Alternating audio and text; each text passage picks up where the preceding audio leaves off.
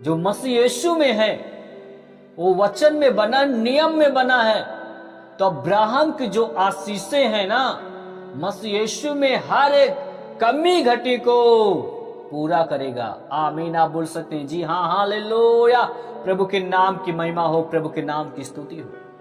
और यहां पर मेरे प्रिय मेरे भाई बहन, अब इस बात को आपने देखा यहां पे 16 में, 17 का 16 में, कि जब तक अकाल था न उस घड़े का मैदा समाप्त हुआ और न उस कुप्पी का तेल घटा। कैसे कैसे नहीं घटा? यह आत्मिक नियम को इसने क्या किया? पूरा किया। आत्मिक नियम को माना। आज हम आत्मिक नियम को क्यों भूल जाते हैं? आज तो चलो हम प्रार्थना कर रहे हैं, इसको नहीं भूल रहे हैं। हम वचन को पढ़ रहे हैं, इसको नहीं भूल रहे हैं। आज हम संगति को कर रहे हैं, इसको नहीं भूल रहे हैं। उपवास को कर रहे हैं, इसको नहीं भूल रहे हैं। लेकिन ऑफरिंग की जब आप बात आती है, परमेश्वर के राज्य के लिए जब बोने की बात आ जाती है, तो हम पीछे क्यों हट जाते हैं? क्यों पूरा नहीं करते हैं? आज यही कारण है कि आप कहीं न कहीं कर्ज में हो, कहीं न कहीं आप श्राप के तले आपका जीवन है। और नियम को हम मान रहे हैं, लेकिन इस नियम को क्यों नहीं मानते हैं? ये भी तो एक आत्मिक रूल है, ये भी तो एक नियम है, आत्मिक नियम है। आज बहुत सारे लोग कहीं न कहीं स्वार्थ छुपा हुआ है लोगों के जीवन में। उनको प्रार्थना चाहिए, आशीष चाहिए, और जब देने की बात आ जाती है तो पीछे हट जाते हैं। प्रभु के राज्य के लिए जब बीज बोना है, प्रभु के राज्य के लिए कुछ सहयोग करना है, तो हम कई बहाना को ढूंढने लगते रहे। हमारे पास तो भैया कुछ है नहीं है इस हालत में, वैसे भी हम गरीब हैं, वैसे भी कुछ नहीं है। मेरे प्रिय मेरे भाई बहन, इस विधवा क्या अमीर थी? क्या ये विधवा धनवान थी? नहीं। परमेश्वर चाहता तो किसी और के यहां भेज सकता था, लेकिन सारपत में उसी विधवा के पास जी एक दिन का जब भोजन, तो वहां पे भेजा। जब आप थोड़े में विश्वास योग्य नहीं रहोगे, तो आप कहां बहुतों में विश्वास योग्य रहोगे? आपके पास बिजनेस से अच्छा पैसा आ रहा है, आपके पास नौकरी से अच्छा पैसा आ रहा है, और आप एक मसीही हो। क्या आज अपने चर्च का रूल और नियम भूल गए? आज चर्च बंद हो गया है कुछ किसी कारणवश, आज नहीं तो कल चालू होगा। तो जब तक ये समस्या है, ये प्रॉब्लम है, आप अपने आत्मिक रूल नियम को क्यों भूल रहे हो? क्यों वफादार नहीं हो? आप ये क्यों मन में सोच रहे हो कि जब सेवकाई जब चालू होगा तब ऑफरिंग को हम बोएंगे? वो तो हम जानते कि जब सेवकाई जब चालू था कितना बोते थे और कितना बोओगे। मेरे प्रिय, मैं आपको एक आत्मिक रूल नियम को बता रहा हूं, जिसके द्वारा आप कर्ज से आजाद हो सकते हो, जिसके द्वारा आप तमाम उन विपत्तियों से बाहर आ सकते हो। मेरे प्रिय मेरे भाई बहन, परमेश्वर के आत्मिक जो रूल नियम है उसको कतई ना भूले। मेरे प्रिय मेरे भाई बहन, आज ऑफरिंग के लिए किसी से बोला जाए, भाई परमेश्वर जो तुम्हें आशीष देता है उसका 10वांश ऑफरिंग ईमानदारी से निकालिए और उसको परमेश्वर के राज्य के लिए प्रभु के भवन में लेकर आइए, तो लोग वहां पे अपना बुद्धि और अपना दिमाग लगाने लगते हैं कि अरे ये तो लालची व्यक्ति है, ये लालची व्यक्ति है। और यही कारण कि आप सांप के तले हो, ऐसा जब सोचते हो। इसका मतलब अब यहां पे सवाल यह है कि एलिया जब उससे मांग रहा है, रोटी को मांग रहा है, पानी को मांग रहा है, तो लालची व्यक्ति है? नहीं। अपनी सोच को बदल दीजिए, सब कुछ बदल जाएगा। जब तक आप अपनी सोच को नहीं बदलोगे, तब तक आपकी लाइफ में कुछ नहीं हो पाएगा। अपनी सोच को बदलना है मेरे प्रिय। प्रभु के प्रति वफादार और ईमानदार आप बनिए मेरे प्रिय मेरे भाई बहन। इस बात को आपको समझना है।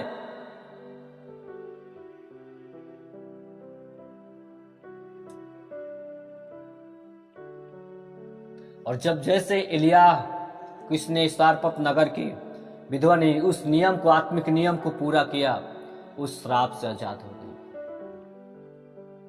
एक बात को मैं बताना चाहता हूं, कई ऐसे प्रॉब्लम है, समस्याएं हैं जो प्रार्थना के द्वारा सॉल्व हो जाएगी। कुछ ऐसी भी प्रॉब्लम है जो प्रार्थना से नहीं, उसको, उस कार्य को, उस आत्मिक नियम को मानने के द्वारा पूरा होगी।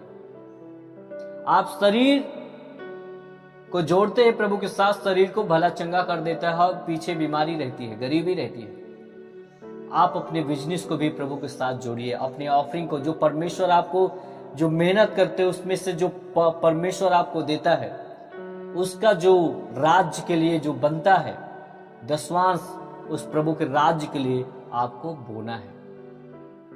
तब जाकर आपके जीवन से श्राप टूटेगा, फाइनेंशियल्स में आप मजबूत होंगे, आर्थिक स्थिति आपकी मजबूत होगी यीशु मसीह के सामर्थ्य नाम में। इस नियम को आपको मानना है मेरे प्रिय मेरे भाई बहन। और नियम को हम प्रार्थना को कंटिन्यू कर रहे हैं, वचन को कंटिन्यू पढ़ रहे हैं, उपवास को हम कर रहे हैं, जो भी है संगति को भी कर रहे हैं। लेकिन जब ऑफरिंग की बात आती है, इसमें हम इसको क्यों नहीं मानते हैं, इस नियम को क्यों नहीं मानते हैं? इसको भी हमें मानना पड़ेगा मेरे प्रिय मेरे भाई बहन। इसके द्वारा बहुत आशीष है, इसके द्वारा ये पता लगाया जाता है कि आपका मन परमेश्वर की ओर है या पैसे की ओर है, धन की ओर आपका मन है या परमेश्वर की ओर, वचन की ओर मन है। जब परमेश्वर के वचन की ओर आपका मन होगा तो धन की ओर आपका मन नहीं होगा, जो प्रभु के राज्य के लिए होगा। निधड़क हर्ष और उल्लास आनंद के साथ प्रभु के राज्य के लिए आप बोएंगे। जी हाँ, इस विधवा औरत ने एलिया को खिलाया, चाहता तो एलिया वहां से चला जाता दया दिखाकर। आज यदि ऑफरिंग के लिए बोला जाता है, यदि आज मैं दया दिखाऊं कि अरे बहुत गरीब है और इससे नहीं लेना है, चलो वापस कर दो इसका ऑफरिंग, तो मेरे प्रिय उसके गरीबी का, उसके श्राप में जाने का कारण मैं खुद बन जाऊंगा।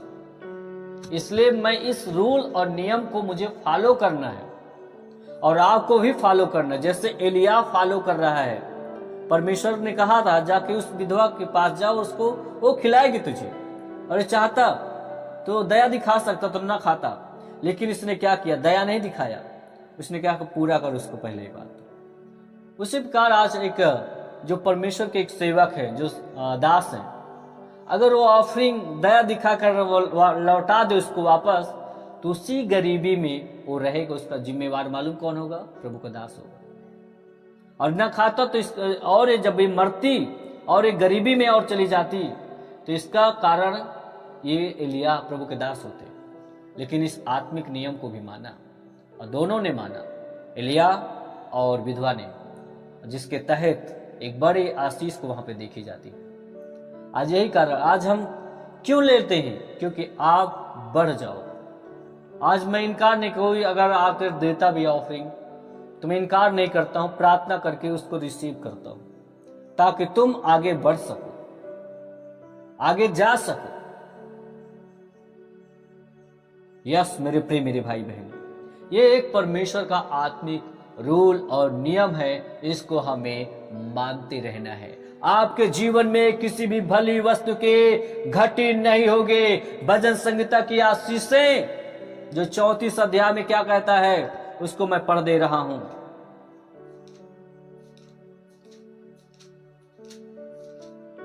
चौंतीस उसका क्या लिखा हुआ है वहां पे, उसका 10 वचन को मैं क्या पढ़ रहा हूं। यहां पे लिखा है, जवान सिंहों को तो घटी होती और वे भूखे भी रह जाते हैं, परंतु यहोवा के खोजियों किसी भली वस्तु की घटी ना होगी। यहां पे 34 उसका 10 में देखा, जंगल का जो राजा शेर होता है, सिंह, वो स्ट्रा में शिकार करके गोश्त को, मांस को रख लेता है, वो भूखा नहीं रहता है। लेकिन प्रभु उससे भी कहता कि वो भूखा रह सकता है, जवान सिंह को घटी हो सकता है, लेकिन जो मेरे खोजी हैं, जो मेरे वचन में बने हैं, जो मेरे वचन पे चलते हैं, उनको किसी भी भली वस्तु की घटी नहीं होगी, भली वस्तु की घटी नहीं होगी। चाहे जो भी हो, वो चाहे खाने के लिए हो, वो चाहे पहनने के लिए हो, वो चाहे जो भी हो, चाहे धन के रूप में हो, परमेश्वर किसी चीज की कमी नहीं होने देगा। वो आपके दिल को देखता है मेरे प्रिय मेरे भाई बहन। कौवों को आज्ञा दी है और वो बराबर माना, और यहाँ पे कठिनाई हुआ, उस कठिनाई में भी उस विधवा ने जैसे पालन किया, उसका कई गुना आशीष वहां पे देखा जाता। भले आपके पास कुछ नहीं है, आप जितने में हो, आप जितना प्रभु देता है उतने में वफादार आप बने रहोगे, तो परमेश्वर आपको कई गुना बढ़ाएगा। क्योंकि आपके विश्वास की परख, क्योंकि तुमने थोड़े में विश्वास योग्य रहा, तो आप बहुतों में विश्वास योग्य मैं तुझे बनाऊंगा, ऐसा प्रभु कहते हैं। अगर तू थोड़े में विश्वास योग्य नहीं रहेगा तो मैं तुझे बहुतों में भी विश्वास योग्य नहीं बनाऊंगा। यदि तो थोड़े में विश्वास योग्य रहा तो मैं तुझे बहुतों में विश्वास योग्य बनाऊंगा, और मैं तुझे तेरी बिजनेस को बढ़ाऊंगा, तेरे कारोबारों को मैं बढ़ाऊंगा। यस यस हालेलुया, प्रभु के नाम की महिमा हो, प्रभु के नाम की स्तुति हो। परमेश्वर की आज्ञा का आप पालन करें। कठिनाई में आप जिस सिचुएशन में, जिस भी हालत में हैं, आप परमेश्वर की आज्ञा का पालन करें, परमेश्वर आपको बढ़ाएंगे। यस आमीन हालेलुया। और आत्मिक रूल नियम को कभी ना भूलें। आज चर्च के साथ मेरे प्रिय, आप जब पहले चालू था तो लोग आते थे, ऑफरिंग को हमेशा देते थे, लेकिन चर्च बंद होने के बावजूद भी आपको इस बात को सोचना है कि चर्च में बहुत सारी जरूरतें हैं, चर्च में बहुत सारी चीजों की आवश्यकता है, जिसके द्वारा प्रभु का राज्य आगे बढ़ सकता है। उसके लिए हमें पीछे नहीं हटना है, आगे आना है। इस अकाल के टाइम में जो बोया जाएगा, अकाल के टाइम में जो ऑफरिंग बीज बोया जाएगा, उस बीज को परमेश्वर याद रखेगा, उन परिवारों को याद रखेगा, भूलेगा नहीं। यस, आप अवसर को देकर आप अपने ऑफरिंग को मत बोइए मेरे प्रिय। आप ऑफरिंग जो परमेश्वर का है उसको आप कतई आप बिल्कुल न रखें, उसको आप बिल्कुल आप पचा नहीं सकते हो। प्रभु के अगर एक मसीही सच्चे मसीही हो, प्रभु का जो हिस्सा है ऑफरिंग है, उसको बिल्कुल नहीं खाना। अगर आप ऑफरिंग को खा गए, उसको आपने उठा लिया, उसको खर्च कर दिया, तो आप कभी आगे नहीं बढ़ पाओगे। जिस प्रकार से एक किसान यदि बीज को अगर खा जाए तो बढ़ेगा नहीं, एक किसान यदि बीज को खा जाए तो अन्य को नहीं काट सकता है। जब वो बीज को बोता है तो उसका कई गुना वो काट पाता है। उसी प्रकार ऑफरिंग है मेरे प्रिय मेरे भाई बहन, ऑफरिंग को कतई आप उस पर लालच न करें। वो परमेश्वर के राज्य के लिए उसको आपको बोना ही पड़ेगा। उसको आप खाओगे तो कभी भी आप आगे नहीं बढ़ पाओगे। कभी कभी जब ऑफरिंग इकट्ठा हो जाता, ज्यादा हो जाता, तो उस पर विचार आने लगता कि अरे ज्यादा हो गया है, इसको जाकर हम कुछ काम में इस्तेमाल कर लें।